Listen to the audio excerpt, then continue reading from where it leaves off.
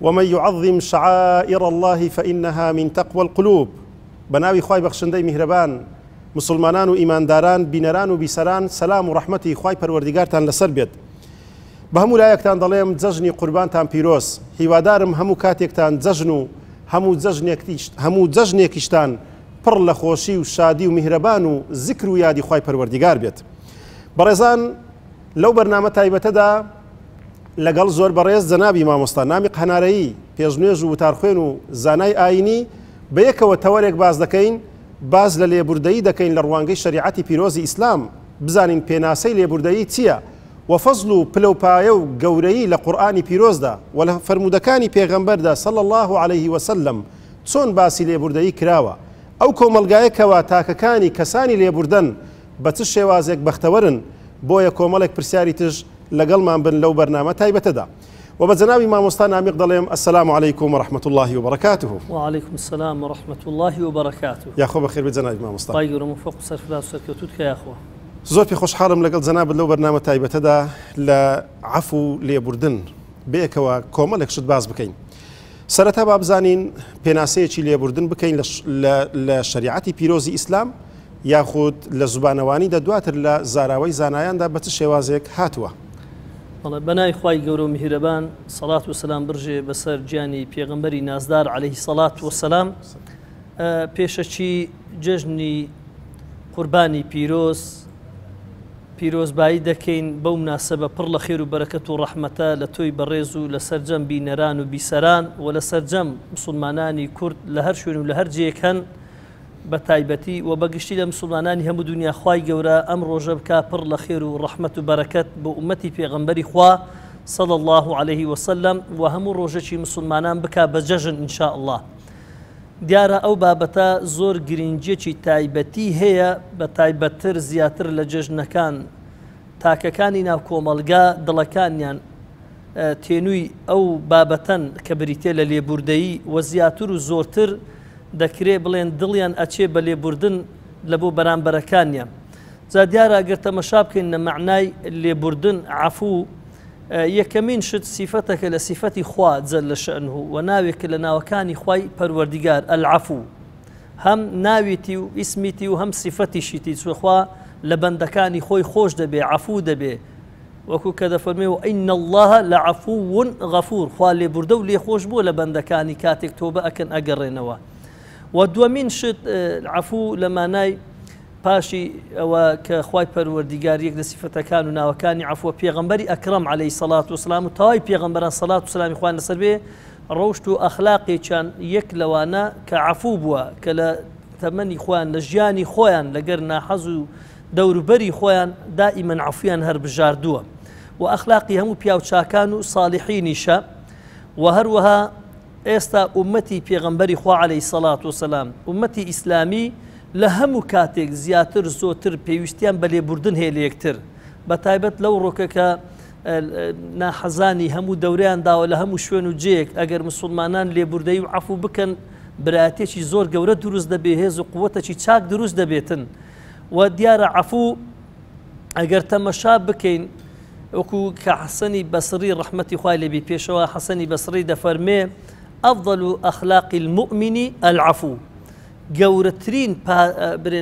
شت لە ڕەوشتی مسلمانان گەورەترین ئەخلاقی مسلمانان ئیمانداران بریتێ لە عەفوو لێبوردەی. جا مانای عەفوو بە معنای لێبوردن دێواتە التجاوز عن الذنوب کە خوای پەروەردگار لە گوناحکان خۆش دەبێت، بەندەکانیش لە هەڵەکانی بەرامبەر برایەکەی خۆی خۆش دەبێتن، عەفوو ئەکا لێبوردەی دەبێت، چاپۆشی دەبێت لەگەڵ کەسێک کە هەڵەی لەگەڵدا دەکاتن، نەک ئینتیقامی لێ وەربگرێتن، یا دەکرێت بڵێن بە معنای وازهێنانە لە تۆڵەسەندنەوە بە بەرامبەر لێبوردن و لێخۆشبوون بە عەفوکردن و چاپۆشی لێکردن. جا بەڕاستی ئومەتی ئیسلامی ئەمڕۆکە چۆن لە کەسێک کە زۆر تێنوو بێ چەندە شەیدا و عیشقی ئاوە، یعنی ئاو چەند پێویستە بۆ کەسی تێنوو، زۆر لەوە زیاتر ئومەتی ئیسلامی و مسلمانان ئێمە هەموو لایەکمان زیاتر پێویستمان بەو لێبوردنی هەیە. چۆن کەسێکی نەخۆش لە هەموو کەسێک زیاتر پێویستی بە دەرمان و چارەسەری هەیە بۆ ئەوی چاک ببێتەوە واللهی لە دەرمانیش زیاتر لە بۆ نەخۆش عفو پێویسترە لە بۆ مسلمانان و ئیمانداران کە بیکەین جا بە معنایەکی تەواوی گشتی بریتێ لەوەی کە لێبردون و لێخۆشبوون و ئاشتەوایی بوون و چاپۆشی لێکردن و وەوەرنەگرتنەوەی ئینتیقام و عقوبەنەدانی یەکتری ئەو بە معنای عفو بەڵێ زۆر باشە کەواتە لەبەرچی زۆر جار لە جەژنەکان بە تایبەتی لە جەژنی قوربان و لە جەژنی ڕەمەزاندا مامۆستایان زانایان و بانکخوازان زۆر گرنگی و بایەخ بە لێبوردەی دەدەن واتە مسلمانان هۆشیار دەکەنەوە ئاگاداریان دەکەنەوە بەوەی کەوا لێبوردە بن بەرامبەر بە براو بە خوشکە مسلمانەکانی خۆتان لە نێو کۆمەلگا ئایا پرسیارەکەم باوا لێ بکەم پەیوەندی یاخود بڵێم عیلاقەی نێوان جەژن و عەفو لەو ڕوانگەیەوە چییە؟ بەڵێ دیارە یەکەمین شت یەکەم پەیوەندی بریتێ لەوەی جژنی ڕەمەزان و جژنی قوربانی پیرۆز کە ئەم دوو ڕۆژانی زۆر گەورن کە زۆر عەظیمن لەسەر تەواوکردنی دوو عیبادەتی زۆر گەورن لە ڕەمەزان مسلمان بە ڕۆژی بووە خۆی تێنی کردووە خۆی برسی کردووە هاتووی مزگەوتی کرد تەراویحی کردووە ئەمجا ناکرێ مسلمانێک کەوە پابەند بێتن بە ئەوامیری خوای گەورە بینی لە گەبرای خۆی نەبێ جا لە جەژن زیاتر سۆز دەجوولێ عاتیفە دەجوولێ زیاتر دڵەکان نەرم دەبێت زیاتر بۆ خۆی خوای پەروەردگار وا دەکات لەو ڕۆژە دڵەکان محاولەی ئەوە بکەن کە خۆشی بێخنە ناو دڵی یەکتری کەمە عیلاقیشی ڕیسی وە لە جژنی قوربانی پیرۆزیش لە دوای تەواوکردنی مەوسیمی حەج کەمە ڕوکنی پێنجەمی ئیسلامەتیە کە خوای گەورە لە پاشی ئەوە حەجی کە تەواو دەکات حاجی الحەج و عەرەفە دەچێت مزدەستە مینا کە جژنی قوربانی لە بۆ دەینیتن ئەمەش دیسان خۆشیێکی دیکەیە کەواتە جژن لەبەر ئەوەی خۆشیە لەبەر ئەوەی دائی من دەست لە ملانە زەردەخەنەیە ئێ ناکرێت دوو کەس بینی نەبێتن چۆن ئەم زەردەخەنە و خۆشی و دەست لە ملانە دەکرێت بۆیە زیاتر تەرکیز دەکرێتن لە جژن چونکە خەڵکەکان لە ڕۆژی جژن زیاتر قبولی عفوی یەکتری دەکەن ئاشتەوای بوونەوەی یەکتری دەکەن ئازاکردنی گردنی یەکتری دەکەن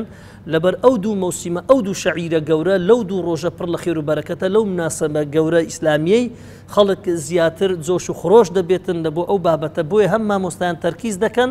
هەم خەڵکیش بەجێی فەرمانی خوا پێغەمبەری خوا و عەلەیهی سەڵات وسەلام نەسیحەت و ئامۆژگاری مامۆستایان دەکەن کە لەو ڕۆژەدا قبولی ئاشتەوایی و دڵ نەرمبوونەوە دەبێت دەنا ئەسڵ وایە پێشی جەژن و لە هەموو کات و ساتێک ئینسان لێبوردە و عەفوی هەبێتن ئاشتەوایی هەبێتن برایەتی هەبێتن بۆ ئەوەی هەموو کاتێک لە خۆشی و لە دڵخۆشی یەکتری دابن ئایا عیبادەت و بەندایەتیکردنی خوای پەروەردیگار هیچ کاتێک پەیوەستە بە لێبوردەی و بە عەفو یاخود بەو شێوازەی بڵێم ئەگەر دوو کەس لە نێو کۆمەلگادا دوو مسلمان لە نێو کۆمەلگادا دڵیان لەگەڵ یەک ناتەبایە لێبوردەیان بەرامبەر یەک نییە کاریگەری و تەسیر لەسەر عیبادەتەکانیان دەکات خوای پەروەردیگار وەری بگری یاخودنا بە تەئکید تەسیر دەکاتن لەبەر ئەوەی نوێشکردن ڕۆژی گرتن و حەجکردن ئەگەر تەمەشا بکەیت چەندین خاڵی هاوبەشیان هەیە لە دروستکردنی تەلیفی دڵەکان بۆ نمونەگە بچینە سەر نوێش یعنی نوێژی جەماعەت لە ئیسلام کە دانراوە بۆ چییە؟ بۆی کە مسلمانان کۆ ببنەوە لە شوێنش تایبەت لە کاتێکی تایبەت لە عیبادەتێکی تایبەت بۆی لەو شوێنە دڵەکانیان لێک گرێ بدا سەفی نوێژیان لە تەنیژ ڕاوەستان یەکتریان سەلام لێکردنیان ئاگابوون بە حاڵی یەکتریان یعنی یەک لەوانە بەڕاست بانگراوندێکی ئیجتیماعی هەیە عیبادەت لە کۆکردنەوەی مسلمانان لە میسال لە نوێژدا لە ڕەمەزان بە هەمان شێوازدا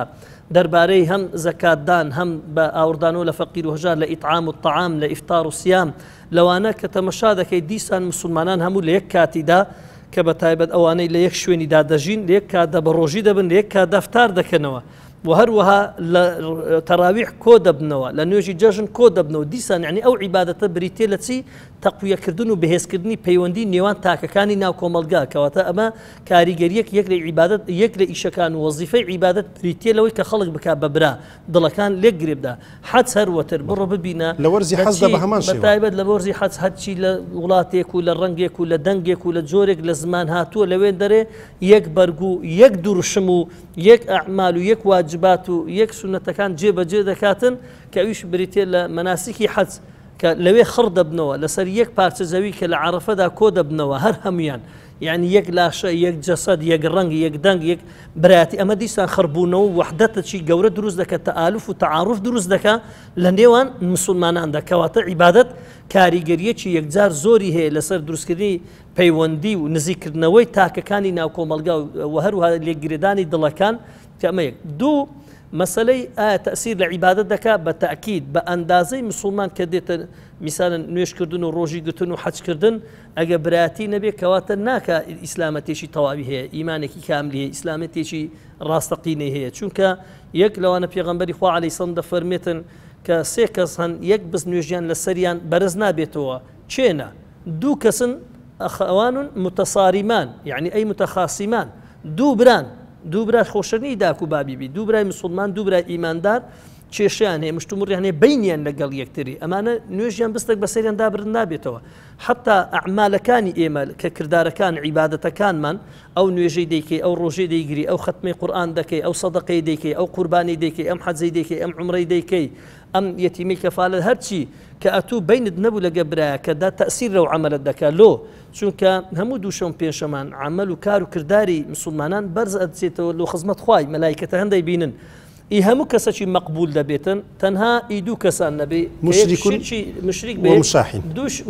مشاحین چێنە ئەوانەی بوغدیان هەیە لە بەرامبەر یەکتریدا بینیان نییە لە بەرامبەر یەکتریدا یعنی خۆتێک ناگەینن بزانە کەواتە هەتا تەئسیر لە واجباتەکانیشیان دەکات لە عیبادەتەکانیان ڕادەگیری ئەگەر لێبوردەی هەبوو ئەگەر عەفو هەبوو خوای گەورە دەفەرمێ انظروا حتى يصطلحا هادين هەتا ئەم دوو سوڵحێ دەکەن پێک دێن و چاک دەبنەوە ئەی ئەگەر عەفو هەبوو ئەم عەمەلەکانی قبول دەبێ عملەکانی مضاعفیش دەبێ و هەروەها عیبادەتەکانیشی بەفیڕۆ ناچێ مادیبوونەکانی بەفیڕۆ ناچێ و لە پاشانیشدا ئەمجار لەگەڵ ئەوەشدا برایەتێکی پتە و بەهێز لە نێوان مسلمان و ناو کۆمەلگا پڕ لە خێر و خۆشی و ڕەحمەت و بەرەکەت دەبێ بەڵێ خوا پاداش بداتەوە جەنابی مامۆستا کەواتە بزانین ئاەتەکانی قورئانی پیرۆز و فەرمایشتە صەحیح و شیرینەکانی پێغەمبەری ئیسلام صلی الله عليه وسلم چۆن بایەخیان بە لێبوردەی و بە عەفودایە بەڵێ جاگە تەمەشا بکەین قورئان لە زۆر شوێنیدا کە باسی عەفو مشتەقاتی کەلیمەی عەفوی بەکارهێناوە یەک لاوانەوە ئین الله لعەفو غەفور بێگومان خوای گەورە لێبوردە و لێخۆش بووە لە چێ خۆش دەبی خوای گەورە ئەو کەسەی عەفوی خەڵکی دەکا خوا لەوی خۆش دەبیتن سبحانن ئەمە یەک دوو ئاەتێکی قورئانمان هەیە کە لە سوورەتی النیسا خوای گەورە باسەکە دەفەرمێتن ئین تبدوا خەیرا ئەو تخفوه ئەو تعفو عن سوء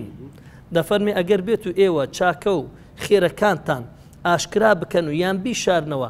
یان لێبوردە بن لە بەرامبەر کەسێک کە هەڵەیەک دەکە خراپەیەک لە بەرامبەرتان دەکاتن ئەوە بزانن فإن الله كان عفوا قديرا زعما سێشتی لێ وەدەردێنرێ ئەم ئاەتە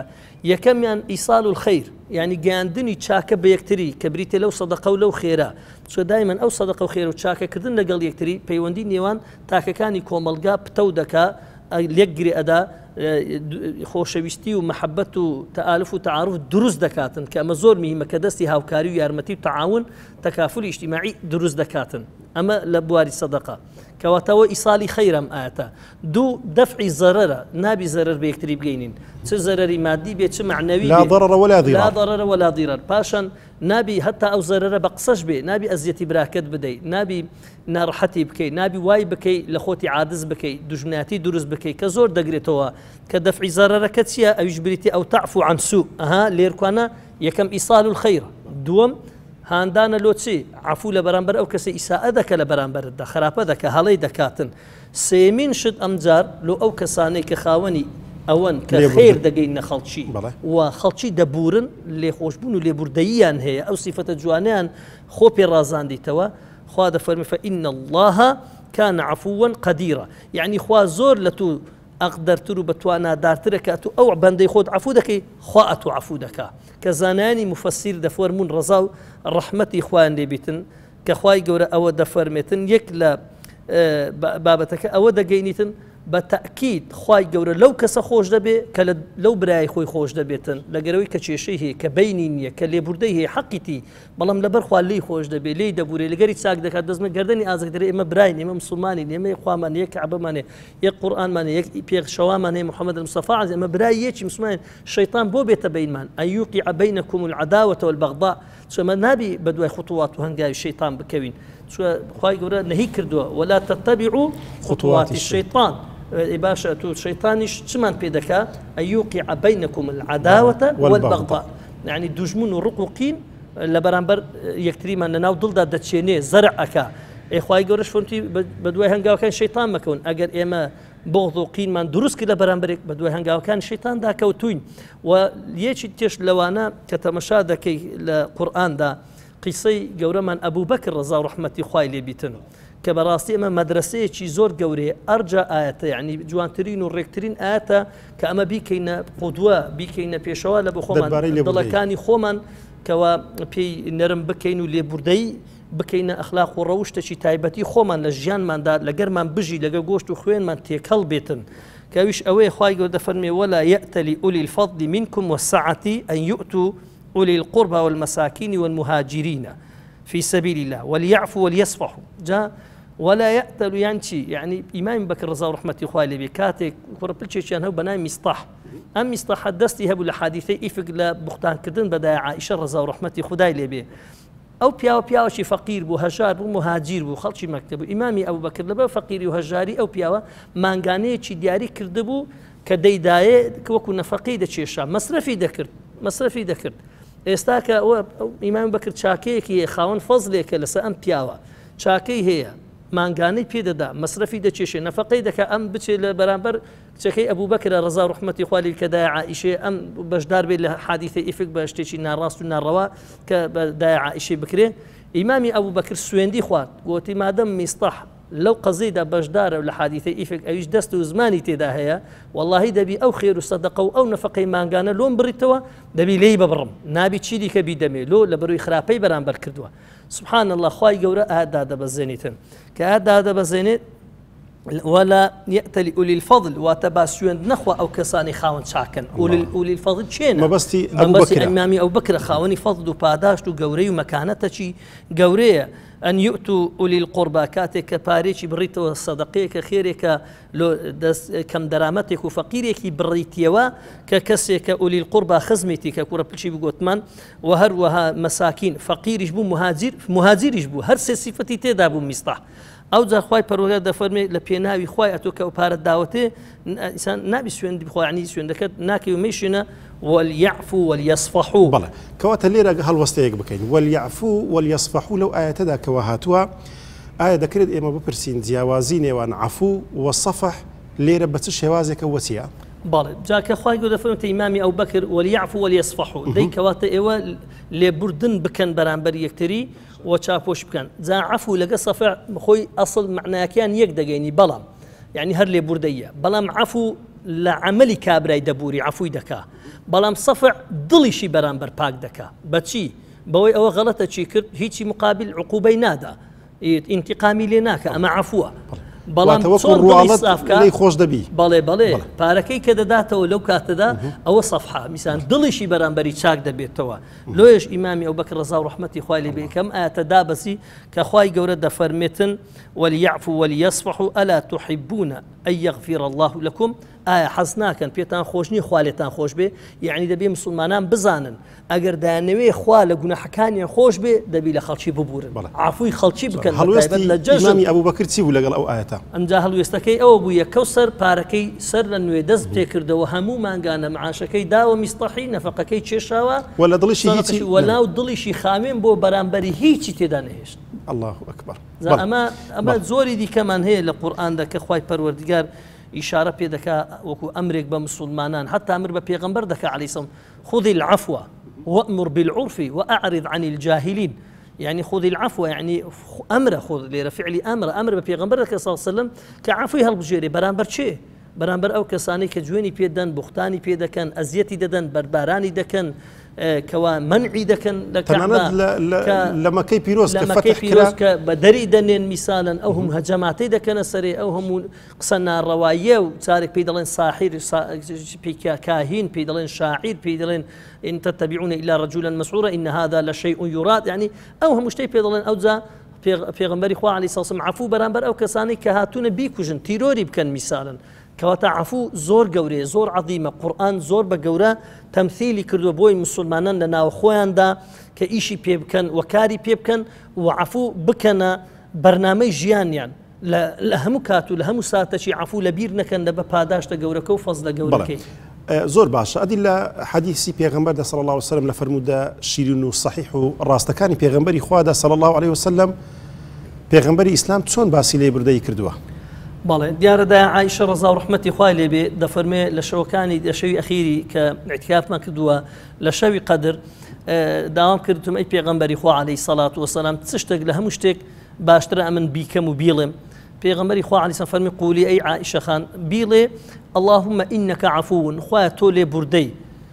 تحب العفو و لێبوردەیشت خۆش دەوێ فاعف عني لێم خۆش بە ئەمە دلیلە لە گەورەی عفو کە پێغەمبەری خوا عەلەیهی سەلام خێزانەکەی خۆی فێری دوعایەک دەکات لەگەر ئومەتەکەی کەوە دلیلە کە خۆشەویستترین کەس لە لای عائشە خان بووە ڕەزا و ڕەحمەتی خوای لێبێ دەی کەواتە معنای گەورەترین شت لە حەدیث دیسان ئیشارە پێدا بە عفو یانیش عەبدوڵای کوڕی عەباس ڕەزا و ڕەحمەتی خوای لێبێ جارێکی فەرمووی یا ڕەسوول الله پێم خۆشە هەندێک ئامۆژگار پێ فەرمووی ئەی عەبدوڵڵا پێم خۆشە هیچ کاتێک ئەم دوعا لە بیر نەکەی فەرمووی کام دوعا ئەی پێغەمبەری خوا عەلەیهی سەلام فەرمووی چاترین شتی خەیری دین و دنیا و ئاخیرەت ببرێ اللهم إني أسألك العفو والعافية في الدنيا والآخرة خوای داوای عفو و عافیەتت دێ دەکەم لە دنیا چونکە عفو زۆر گەورەیە بەڕاستی هەم خوای گەورە بەندەی خۆی عفو دەکات کاتە خەڵک عفو دەکەن ئەمجار ئیدی کەشمان هەیە کە یەک لەوانە پێغەمبەری خوا عەلەیهی سەڵات وسەلام دانیشتووە لە ناو مزگەوتە مبارەکەکەی خۆی لە مەدینەی منەوەرە سەحابە لە دەورەی دانیشتوونە پێغەمبەری خوا عەلەیهی سەڵات وسەلام دەیەوێ شتێک بور و ژێنێتن هەم بۆ ئەم خەڵکە و هەم بۆ شوێن کەوتوانی وەکو ئێمە و مانان و مسلمانانی کە ئێستا دەبیستی و دەمەبینێ لەسەر ئەم بابەتە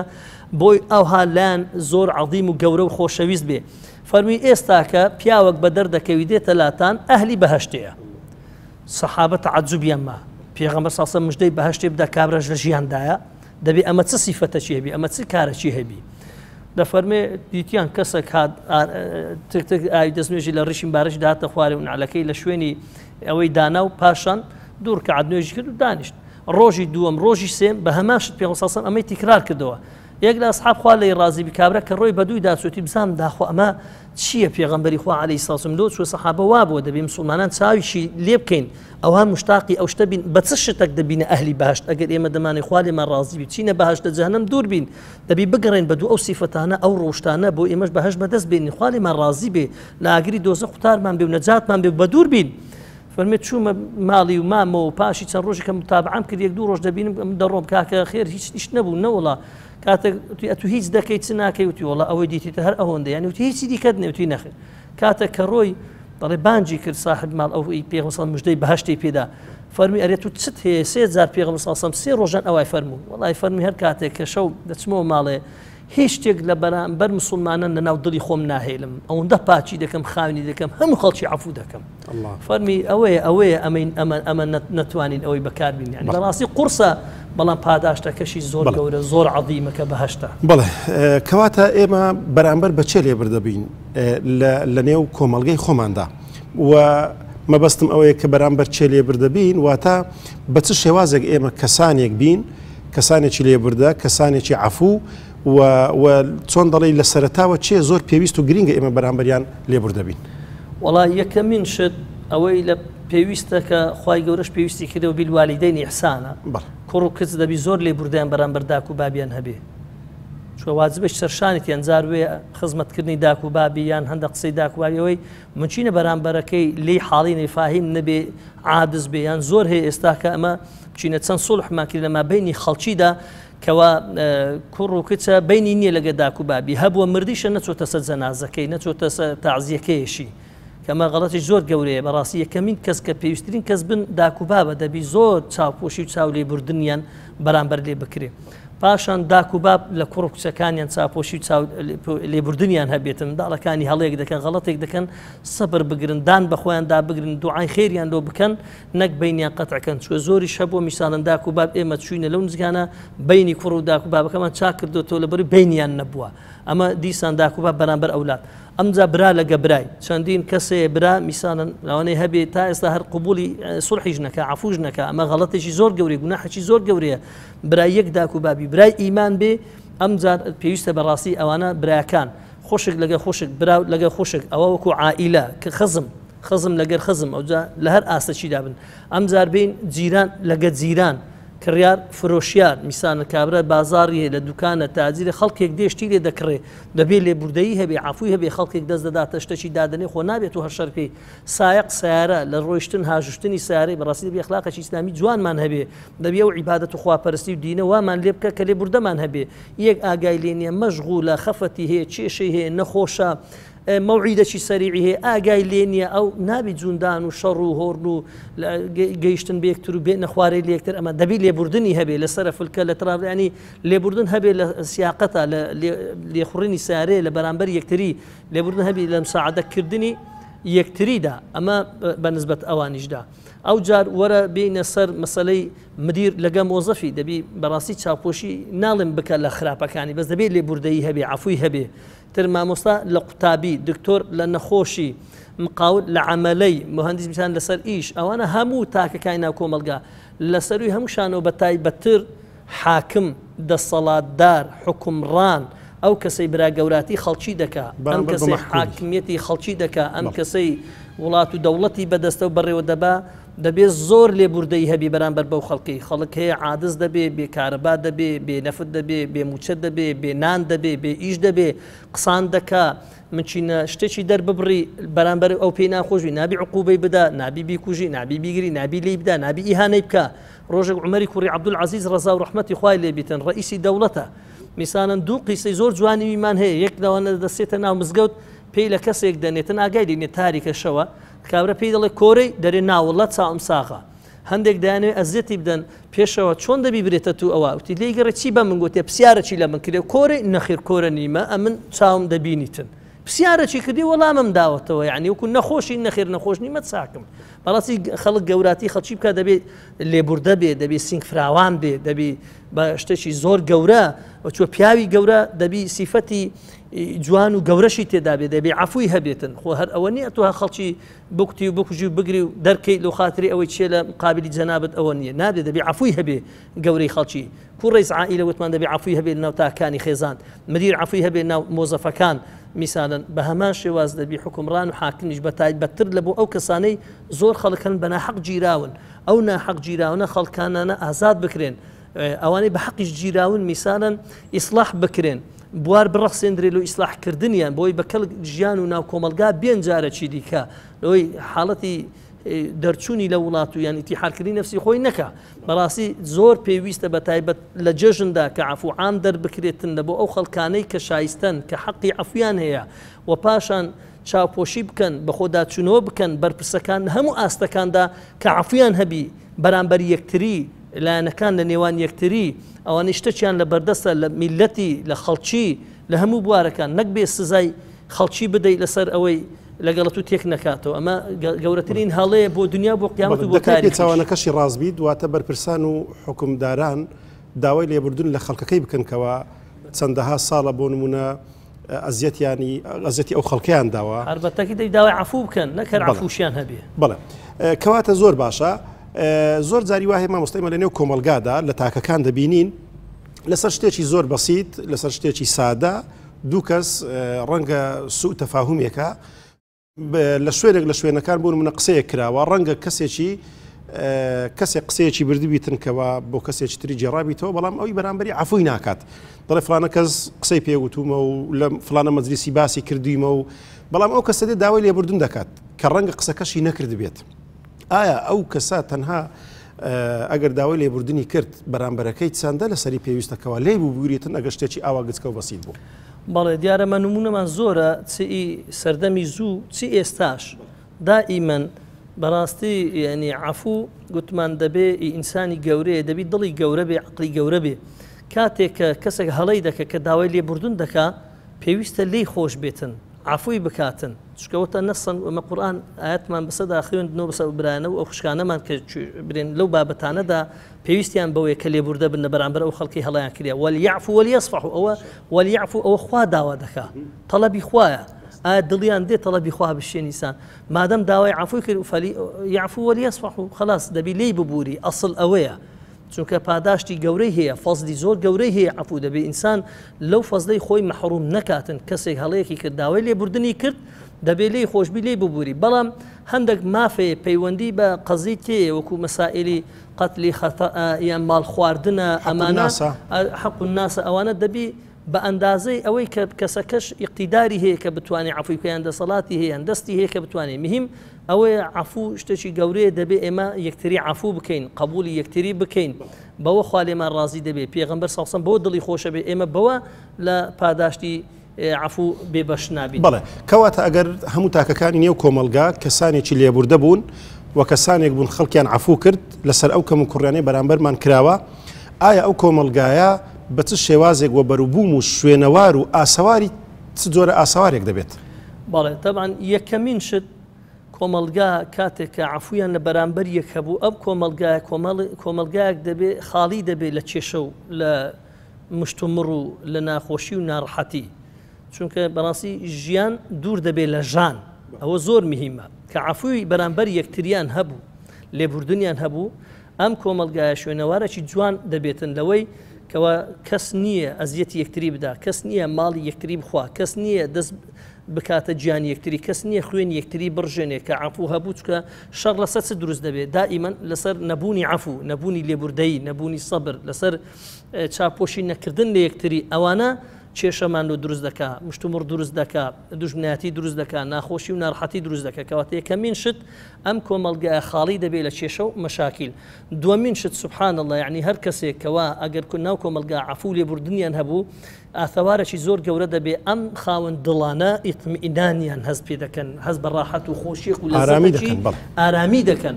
کەواتە ئەو کەسەی کە دەوێت لە قەلق و لە وەسوەس و لەوە لاچێ دائیمەن عەفووی هەبێتن لێبوردەیی یعنی ئارامی دێختە ناو دڵەکان هێمنی دێختە ناو دڵەکان ئیطمئینان و ڕاحەت و سەعادەت دێختە ناو ژیان و یەک لەو خاڵانەی دیکە پەیوەندی نێوان کۆمەڵایەتی پتە دەکا بەهێز دەکا لەبەرەوەی خاتری یەکتریان لایە بە چاوی گەورە تەمەشایەک دەکەن بە چاوی ڕێز لەگەڵ یەکتری دەژین و جیرانەتی و دۆستایەتی و ڕەفاقەتەکەن کەواتە پەیوەندی بەهێز دەکەینە کۆمەلگا و خاڵەکی دیکە لەوەی ئەویش بریتێ لەوەی دەستی تەعاون دەبێتن دائیمەن چکەوە زۆر زەرورە مسلمان هاوکار و تەعاون و یارمەتیدەر و دەستبار و دەستگیر بن لەگەڵ یەکتریدا لە هەموو بوارەکی مادی و معنەویدا کەواتە ئەمە دیسان لێرە تەعاون کە شتێکی زۆر مهمە مسلمان بەوە جوانە کە یەک دەست و یەک ڕنگ و یەک لاشە و یەک هەڵوێست و هەست بە ژان و ناخۆشی یەکتری بکەن بە دڵخۆشی یەکتری دڵخۆش بن بە دڵ ناخۆشی بوونی یەکتر دڵ ناخۆش بن تەئالوف دروست دەکا یعنی لێک نێزیک بوون دروست دەکاتن محەبەت و خۆشەویستی وەلیعفوا وەلیەصفحوا ئەلا تحبون أن يغفر الله لكم محەبەت دروست دەکاتن لەناو تاکەکانی کۆمەلگادا زۆر کاریگەری شوێنەواری دروست دەکاتن لێبوردەی لەناو تاکەکانی کۆمەلگا. بەڵێ چەند نمونەیەکی زیندوو لە سەردەمی خۆمان ئەگەر شتێک لە خەیاڵ بێت یاخود لە سەردەمانی پێشیتر و ئەگەر باز بکەین بزانین ئایا لێبوردەیی چ جۆرە بەروبووم و بەرهەمێکی هەبووە بۆ خودی کەسەکە و بۆ کۆمەلگاش. حقیقەتەن ئێمە کومەساب بم نەو تەمەنەی خۆمدا یعنی لە زۆر سوڵح و ئاشتەوایی بەشدارم کردووە چ لە مەسائلی قەتل چ لە تەلاق لە مەسائلی نیکاح لە مەسائلی شەڕی نێوان دوو کەس دوو جیران ئەوانە يعني الحمد لله ملتي كرد لفضل خواي جورب زياد بهتا استيشي الحمد لله جوي رايلن دبو قسكاني ما مستانو فرماني خوا بيغمبري خوا عليه الصلاة والسلام بۆی کە باسی عەفویان لێ دەکەیت چێ مەجلیسی و مەیدانێ الحەمدولillah بای هەندێک خەڵکانێکمان هەن ئێمە شانازیان پێوە بکەین لەسەر شاشەی تەلەڤیزیۆن باسیکەین چۆن ئێمە زۆر باسی نمونەی قەدیم دەکەین پێویست دەکە ئەمە ئەوانەی قەدیم بەرجەستە بکەین و زیندوو بکەین و لە خۆماندا با ئێمەش ببینە نمونەیەکی حەیەوی زیندوو ئێمە زۆرمان هەبووە ئێستا لەوانە دەربارەی قەتلی خەتا یەک لەوانەمە خەڵکێک هەبوو خەڵکی لای سەرە و لای ڕوستێ بوو ئەوانە کە ئافرەتێک تەقدیری خوای گەورە لە کۆستەر دێتە خوارد دەچێتە لای خزم کەسێکی لێ ڕەحم جێبەجێ دەکات سارێک لەو دیودێ نایبین دێ ئەدا ئێمە بەشداری ماکرد لە نوێژی سەرجەنازە و لە ئامادەبوونی سەقەبران و لەوانە لەگەر ئەو دۆستانە کە چوین ئەخیرەن پاشی تازیە و ئەوانە یارمەتێکیان کۆ کرد بۆ دان نابوو ئەم ماڵە پاشی چەند قسەیەک و چەند گفتوگۆیە گوتی ئێوەمان لە ڕاهی خوای گەورە عەفو کردووە ئەمە یەک دووەم قبولمان نییە 250 لە بۆ ئاو شتیوالەش دابندرێ سێەم ڕەجامان وایە کە دۆستایەتی و خزمەتی و سەردانیەکی گەرم و گوڕمان لە نێواندا دروست کرێ باوکە لە 5ەم ڕۆژی تەعزیە ئەم قسەی کردووە زۆر زەرورە مسلمان ئاوا بێ لەو کاناگە خینیش وەگرێ بەڵام ئەو لێبوردن و عفوی هەبێ نەک بە چای دوژمنکاری تەماشایەکتری بکات و مەقاتلی خەتە کەس پێی خۆش نییە من لە پەلەوەڕێکیش بنێتن بەڵام ئەو بوو ئەمە نمونەیەکی حەویە باسگەین لە زیاتر لە 5 نمونەی ئاوا بە هەمان شێوەیەکی دیکەمان هەبوو مام حاجی وفاتی کرد تەبعاً لە پیرزین بوو ئەلەو شوێنە پاشی ئەوەی کە چوین تەماشامان کرد کوڕە گەورەی ئەو مامە حاجیە سوبحان عینی مام حاجی بە سیارە وفاتی کردبوو دووەم ڕۆژدانی سبەینەکەی کە هەستی کردبوو کابرای ملی لە باوکی ناوە بە سیارە لی داوە چوو بەخۆی لە مەخفەری ئازادیان با بەناتی بەخوا تازیەکەی ڕدەگرم ئەگە بەری نەدەن ئازادی نەکەن ئەم نمونە زۆر گەوری عفوی ئەمە خۆچمان لەگەیەک نییە لە بەخوای عفوی دەکەم دەبی بێ لەگەرە من لە تازی ڕاستی ئەوانیش حورمەتەن ئازادیان کرد مادەم ئێوە صاحب خین هیچتان نەبی چێشتانەی فەرمەوە ئازادمان کرد بە کەفارەت یعنی زۆر مهم بوو پاشی ئەوەی چارەم ڕۆژیان پێنجەم ڕۆژ وەڵاوانم چوین لەگە چەند مامۆستایەکی بەڕێز کابرا زۆر فەقیر بوو ئەوەی برێن بە قەتی خەتەئەکەی لە دەستی ڕوویدا بوو دەفتەرێک دۆلار وەکو مەساریفوانە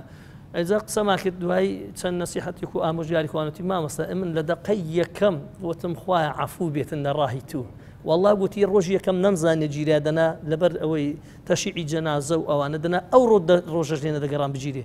ئەم دەفتەرش ئەوە دڵی ئەوە ناشێنم وەرم گرت بەڵام ئەوە بەخێر و سەدەقەی باوکم دامەوە ساحیبی پارەکەی باوەڕکە گریان لە چاوم هات چکە ئەو عەفوە زۆر میهمە ناو کۆمەڵگای ئێمە ناو کوردەواری بمینێتن ئەو ئاسەوارەی تێک نەدەین ئەو جیلەی ئێستا بەڕاستی ئەو خێر و بەرەکەت و ڕەحمەتە لە ناو کوردەواری حتا ببینێ خوا ڕەحمەت و بەرەکەتی زیاتر ئەو نمونانەی کە باست کرد نمونەی گەورە بوون بەڵام ئایا نمونەی بچووکتر کە ئێستا ئێمە لە جەژنداین چەندە پێویستە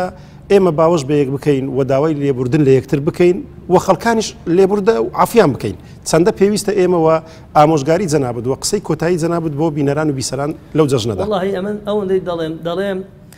لە شتی گچکەی تریش کە دوو کەس بە شەڕ هاتوونە میسالەن بە نیو سەعات جارۆ بووە هەبووە 2 ساڵ خوان تێک نەگەاندێ بە 20 دقە الحەمدە پێکمان هیناوەتەوەنی الحەمدە بە ئایەت و حەدیث و بەوانە خەڵک مولکەچ بووە بە فەزلی خوای گەورە بە زیاد بێ هەشە میسالن کە گوێ پێ نەدام چینە بەس تاکە من یعنی عەدەد دەژمێردرێن ئەمە وەکو نمونە کە زۆرن بەڵام ئەوەی ئەمن مەبەستمە کە باسی کەم لەو کۆتاییدا گەر چەند قوڵەکێکمان لەدەست بێ گەورەی و فەزلی ئەم عەفوەیە طبعا عەفو یەکەمین شت ئینسان خوای گەورە گوتمان عەفوی دەکات کە خەڵکی عەفو دەکات ئەم پاداشتە گەورەیە دووەم ئەو ئینسانە عەزیز دەبێ کە پێغەمبەر صلی الله علیه و سلم دەفەرمێ والله سوێندی دەخۆم لەسەر سێشتان یەک لەوانە هەر کەسێک عەبدێکی خوای گەورە عەفو بکات لە ڕاهی خوای لە هەڵەی بەرامبەری کردیا إلا زاد الله عزة إلا خوای گەورە عیزەتی ئەو کەسە زیاد دەکات کۆمەندی دەکاتن بەرزی دەکات هەیبەتی ئەدا خۆشەویستی ئەکا لە دنیا و لە قیامەت ئەوە زۆر مهمە ئەو پلەپایە گەورە بەهۆنتە بەدەست نایە بە عەفوی بەدەست دێ خاڵەت چی دیکە سەبەبی چوونە بەهەشتە کە خوای گەورە دەفەرمێ وسارعوا إلى مغفرة من ربكم وجنة عرضها السماوات والأرض أعدت للمتقين ئەم بەهەشتە پان و پۆڕە پانتایەکەی بەمەبەینی ئاسمان و زەویە هەر دەرەجەیەکی لە دەرەجەکان والكاظمين الغيظ الذين ينفقون في السراء والضراء والكاظمين الغيظ ئەوانەی کە تووڕە دەکرێن عەفوی کەسەکەی دەکەن و ڕقوقینی خۆیان دەخۆنەوە والعافین عن الناس لێشی دەبورن والله يحب المحسنين خوا ئەو کەسانەی خۆش دەوێتن ئەوانە چاکەکارن عەفو دەبتە خۆشەویستی خوا و سەبەبی چشە وعدت للمتقين يعني دەبنە متقی دەبنە محسن دەبنە ئەهلی بەهەشتیش بەچی بعفو والعافين عن الناس ئەوانەی لە خەڵکی دەبورن لە خەڵکی خۆشە بن ئیمامی ئەحمەد ڕەزا و ڕەحمەتی خوای لێ بێ هەمووتان دەزان ئەو میحنە و فیتنەی تووشی ئیمامی ئەحمەد بوو لە سەردەمی ئەو تاقم و ئەو فیرەقە کەوا دەیانگوت قورئان مەخلووقە وان گوت ئیتر ئیمامی ئەحمەدیشیان تەڵەب کرد دەبێ ئەو ئیعلان ئەوە کە میش توی بابەوە ئەمە کەلامی خوای معجیزەی و مەخلووق دیە قورئان ئەنتر پاشی ئەوە ئەزیەتیاندا گرتیان زۆریان لێدا زۆریان ئازاردا طبعا لە کاتی کۆتاییەکەی دوو قسەی زۆر جوانی کرد ئیمامی ئەحمەد ڕەزا و ڕەحمەتی خوای لێ بێ تی خوایە گردنی هەموو کەسێکی ئازابێ ئیلا ئەهلی بیدع نەبێ ئەو جار ئەم ئاەتەی خوێندووە فمن عفا وأصلح فأجره على الله خەڵک دەیگۆ برا فلان وای لێ کردن دەیگۆ عەفوو بێ لە ڕاهی خۆی چۆن دەیگۆ ئەدی ئەخوای گەورە نافەرمێ فمن عفا وأصلح فأجره على الله هەر کەسە خەڵکی عەفوو بکا و سولحی لە خەڵکی بکا قبول بکە بەرامبەر بە عەفوی هەڵبژێرێتن فأجره جاء على الله قلت مشاكي نافرمي عند الله دكويت على الله دكوت سر خواي پاداشتك يعني خواتك بخوي زماني پاداشتي او كسيد داتو كخلق عفو دكاتن او جاد فرمي امامي احمد کە دووەم قسەی کرد زۆر زۆر پێی معجبم بەڕاستی کە بۆ خۆم باسی ئەوەی دەکرد دەیفەرموو ماذا ينفعك أن يعذب أخوك المسلم بسببك باشا دەیگو ئەحمەد ئەتۆ چ سوود دەبینی ئێستا ئەوەی قامچی لە تودا زوڵ بەشی توکە ئەمن لۆ عەفوی نەکەم چ سوودەچی دەبینم بەوەی ئەو برایم مسلمان سبحانە بە برای خۆشی دەزانین دەیفەرموو مسلمان ئەمن چ سوودەچی دەبینم بەو برایم کە عەزابی بخواتن لە قیامەتێ خوای گەورە عەزابی بدا لەسەر ئەمن ناوڵە گردنی ئازابێتن لە ئەوی خوای گەورە عەفوی بکاتن ئەم جار ئاەتەی دەخوێندەوە وليعفوا وليصفحوا ألا تحبون أن يغفر الله لكم ئەمە کە زۆر شتێکی مهمە حتا قسەیەکی دیکەی ئیمامی ئەبوبەکر ڕەزا ڕەحمەتی خوای لەگەڵ حەدیثێکی کە پێم خۆشە کۆتایی بۆ بینەران باسکەین کە دڵیان خۆشترکەین کە ببتە موژدەکی زۆر گەورە لە بۆیان و لە پاشانیشدا ببتە سەبەب و هۆکارێک کە ئەوانەی گیان لێمانە هەتا ئێستا کە ئەوەی بینیان بۆ خۆی بچیتن بۆی براکەی عەفوو بکە لۆی ئەو پاداشتە شمولی ویش بکاتن کە ئیمامی ئەبوبەکر ڕەزا ڕەحمەتی خوای گەورەی لێبیتن دەفەرمێ ئێمە پێمان گەیشتووە لە خوای پەروەردیگارەوە بەلەغەنا أن الله عز وجل يوم القيامة دەفەرمێ يأمر يوم القيامة مناديا فينادي خوای رب العالمين لە ڕۆژی قیامەتێ بە مەلایکەتێک لە مەلایکەکانی خۆی بە جارێک بانگی پێ ئەداتن بەچی دەفەرمێ من كان له عند الله شيء فليقم هەر کەسێک حەقێکی هەیە شتێکی هەیە لە لای خوای گەورە با هەستێتەوە با بێتن فيقوم أهل العفو دەفەرمێ ئەهلی عەفوو ئەوانەی خەڵکیان عەفوو کردێ لە دنیا لێبوردیان هەبووە دەست پێشخەر بووینە لە عەفوو فيكافئهم الله على ما كان من عفوهم عن الناس خوا پاداشتیان دەداتەوە بە عەفووی خۆی لۆ ئەو کەسانی کە لە دنیای خەڵکیان عەفوو کردیە ئەوە کە شتێکی زۆر گەورە و زۆر مهمە و هەتاکو پێغەمبەری خوش عەلەیهی سەڵات وسەلام کە لە حەدیثێک باسی ئەوە دەکا دەفەرمێ لە ڕۆژی قیامەتێ دیسان بانگدەرێک بانگ ئەدا دەفەرمێ ئەهلی فەضڵ چێنە بابێن دەفەرمێت دێن ئەهلی فەضڵ و بەڕێ بکەون لە بۆ ئەوەی بەهەشتێ مەلایکە دەفەرم چێوە دەچن دەڵێن ئیلە الجەنە وەڵا بەرەو بەهەشتێ دەچین چێنە ئەنگۆ دەڵێ ئێمە ئەهل الفەضڵین دەڵێ ئێوە بە چ ئەهلی فەضڵن دەڵێ ئێمە بە سێشتان ئەهلی فەضڵین بەوەی کەسێک بە جاهلی شتی لەگەری مەکردیە بە توند و بەڕقی ئەمە بە نەرمی جوابمان دایتەوە کەسێک کەوا میسانن غەڵەتی بەرامبەرمان کرده بیتن خراپێکی ئێمە چاکەمان بەرامبەری کردیا و سێمین شت بەوەی ئیدا سیئە ئیلەینا عەفەونا ئەگەر هەڵەشیان کرده بێ غەڵەتێکیان کرد ئەزێتیشیان دابێ ئێمە عەفومان کردوونە ئەمە بەو شتە بوونێتە ئەهلی فەضڵ جا بەڕاستی بە تایبەت لە جەژن دەبێ یەک نەماناکانی جەژن بریتێ لە لێبوردن و و لێ خۆشبوون و چاپۆشیکردن و پێکهاتنەوە و دەست لە منانەکردنی یەکتر و دڵخۆشکردنی یەکتری ئینشاءالله خوای گەورە دڵی هەموو لایەکمان خۆش دەکا بە لێبوردەیی ئیتمینان و ئارامی دێختە دڵمان بە لێبوردەیی وڵاتمان ئاودان دەکا بە لێبوردەیی وڵاتمان جوان دەکا بە لێبوردەیی عەزابمان لێ بە دوور دێخی بە لێبوردەیی دەمان باتە بەهەشت بە لێبوردەیی لە دۆزەخ قوتارمان دەکا بە لێبوردەیی پاداشتمان دەداتێ بە لێبوردەیی لە بەڵاو موسیبەت بە دوورمان دێخی بە لێبوردەیی یعنی چی خێر و بەرەکەت و ڕەحمەتی ئەو دنیا و قیامەتە بە عەفوو بە لێبوردەی خوای گەورە بەسەرماندا دەڕێژیتنیشان بە دەرفەتیشی دەزانم لە دوا قسەمدا لێبوردەی لایەنە سیاسیەکان لەو جەژنەدا جەنابەت ئەگەر جێیان لە ئێمە بیتن پەیامێکی خێریان بۆ بنێری وڵاهی ئێمە پێیان دەڵێن یەکەمین شت تەوسیان دەکەین بە تەقوای خوای گەورە کە ڕۆژێک هەیە وەکو خوای گەورە کە دەفەرمێ واتقوا الله واتقوا يوما فيه ترجعون إلى الله ترجعون إلى الله لو روجا بترسين كدقرنوا لا إخوة كحقي أهم خلقيان بس ملي دادا بي كهو كارن سببا لبي زار كردني أمهم خلقه لتورا كردني أمهم خلقه لبي إيش كردني أمهم خلقه لبي نام براندني أمهم خلقه لا